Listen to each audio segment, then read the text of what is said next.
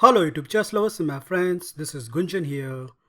Welcome to my 10th episode of Queen Trap Sack Lines. In this episode, I am going to show you a wonderful high profile attacking line against the symmetrical English where you can actually trap Black's queen. The critical position arises after the following move order: c4, c5. Here it doesn't matter whether white continue with knight to c3 or g3. Let's say in this game white plays g3 first, and after g6, bishop to g2, bishop to g7, knight to c3 and the move knight to c6. We have a copycat symmetrical English on the board, which is in fact one of the most popular choice by the black camp. Now against this, I am going to propose this very cunning and tricky move, a3. And if you check this position in online database, Black's one of the most frequent choices e6, which has a very simple idea as he wants to play knight g to e7 and then later on hit back in the center with d5 where this black bishop remain unopposed. Well, everything looks so cool except one problem, that white has this nasty pawn sacrifice line starting with b4. If you see this position first time, you will be amazed that the correct move in this position is knight captures b4. However, even after this, the game remains completely balanced. But more often than not, you will find out that many of your opponent will take this free pawn with c captures b4, a captures b4 and knight captures b4. Okay, congratulations to black as he won a pawn, but now the fun begins from the white side with bishop to a3. Kindly note that black can never play the move a5, as after bishop captures b4, this a pawn is pinned. So accordingly, again, as per the database, the most frequent choice is knight to c6, saving the piece and asking white, show me buddy, where is your compensation for loss of a pawn? In fact, there are more than 25 games reached to this position where after white's next reply, knight to b5, I think black is completely dead lost. The threat is very simple, knight to d6 check, and believe it or not, but it is not easy to parry. There are 3 different replies tried by the black camp, but none of them are working. Number 1, if your opponent continue with greedy move, bishop captures a1, then you can trap your opponent's queen, and I hope you see it instantly. Yup, knight to d6 check. Doesn't matter wherever the king goes. The next move is knight captures b7, discover check to the king and attacking the queen.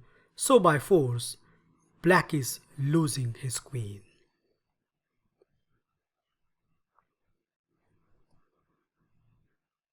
Now amongst those 25 games, more than 15 games continue with knight g to e7, which has a very obvious idea. Black says that, okay, you can give me this check, but I'm going to run away and my extra pawn is going to count later on. But guess what? Again, this is a huge mistake, as white has this lethal response, bishop to d6. So now the threat is very obvious, knight to c7 check and grabbing the rook in the corner. So again, all of the games continue with castle on the king's side, so that this knight doesn't come on c7 with a check. But unfortunately for black, his queen get the headshot after the following sequence: bishop to c7, queen to e8, and now lovely knight to d6, which actually checkmate the black queen. So this is one of the very high profile queen trap exist in this symmetrical English. Last but not least, what happens if your opponent continue with bishop to f8? Personally, I think this is one of the best response. And here white has many responses, but again, I like this very tricky move, h4. And it sets up a cute trap if your opponent continue with a6. Other moves doesn't make any sense. For example, if knight to f6, then we have this simple line, knight to d6 check, bishop captures d6, and now bishop captures d6 gives white this wonderful bishop which cannot be dislodged, and because black king is stuck in the center, white has all the time in the world to generate an onslaught and finish the game very quickly. So let's see what is the big idea if your opponent continue with a6, which looks very natural in this position, getting rid of this pesky knight.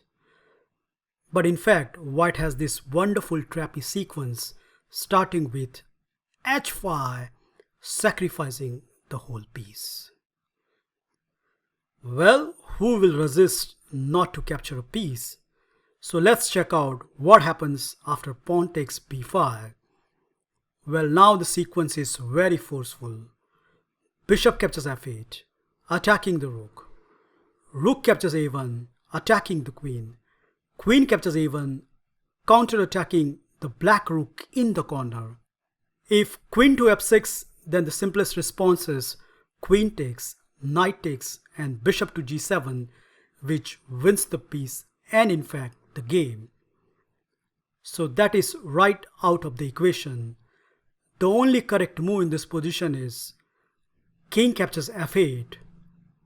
But even after this, we can simply take the rook in the corner. And if you carefully check the material, at the 14th move of the game, white obtained an exchange, which with the accurate play, more than sufficient to get the full point.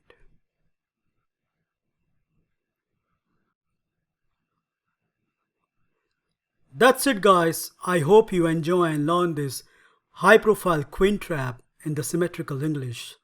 Remember, when your opponent continue with knight g to e7, give him this rude shock with bishop to d6, castle, and now this cute sequence, bishop c7, queen e8, and knight to d6, telling black, dare not to play again this opening. Thank you for watching this video. Feel free to like, subscribe and comment, and I will meet you in my next episode very soon. Bye and take care.